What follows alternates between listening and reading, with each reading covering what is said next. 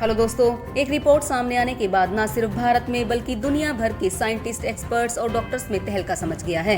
और वो रिपोर्ट है कि 2050 तक हर साल 1 करोड़ मौतें होने की आशंका है।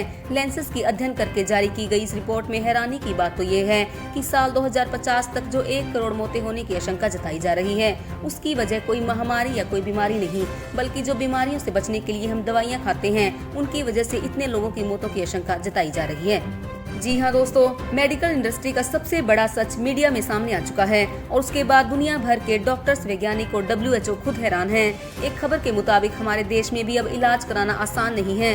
इस रिपोर्ट के मुताबिक चौंकाने वाले खुलासे सामने आए कि सालाना महंगाई दर से भी डबल हो चुका है किसी भी बीमारी का इलाज कराना।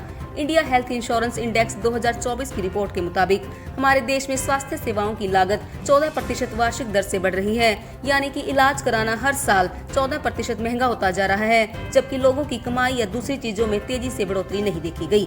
जितना तेजी से हर साल इलाज कराना महंगा हो रहा है। आपकी जानकारी के लिए बता दो दोस्तों कि पैरासीटामोल समेत 53 तरह की दवाइयाँ क्वालिटी टेस्ट में फेल हो पाई। इनमें काफी सारी विटामिन, शुगर, ब्लड प्रेशर के अलावा कुछ एंटीबायोटिक्स दवाइयाँ भी मौजूद रही हैं।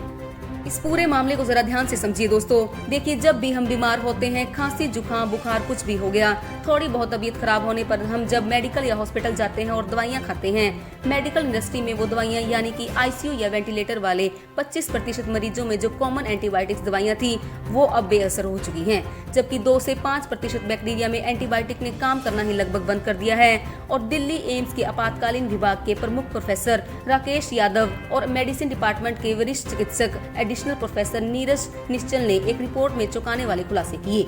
उन्होंने कहा कि पिछले कुछ दिनों में पहले Indian council of medical research यानी कि ICMR की खुद की एक रिपोर्ट आई थी, जो कि बहुत ही चिंताजनक थी।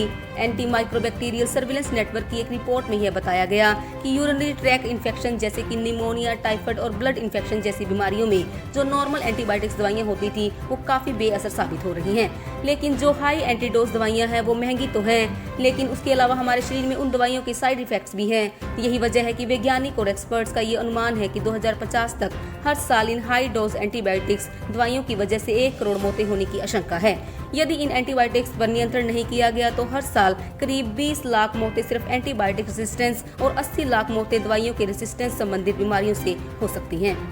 और चलिए दोस्तों, अंत में आज का सुविचार भी देख लीजिए। अगर हम चिंताओं को दूर करना चाहते हैं तो हमें सिर्फ वर्तमान पर ध्यान लगाना चाहिए। पिछले समय और भविष्य के बारे में सोचकर बहुत अधिक समय बर्बाद ना करें। और इसके साथ ही वीडियो अच्छा लगा हो तो इसे एक लाइक अवश्य करें। अपनी फैमिली और फ्रेंड्स के साथ शेयर करके हमारे चैनल को सब्सक्राइब जरूर कर लें। बहुत बहुत धन्यवाद।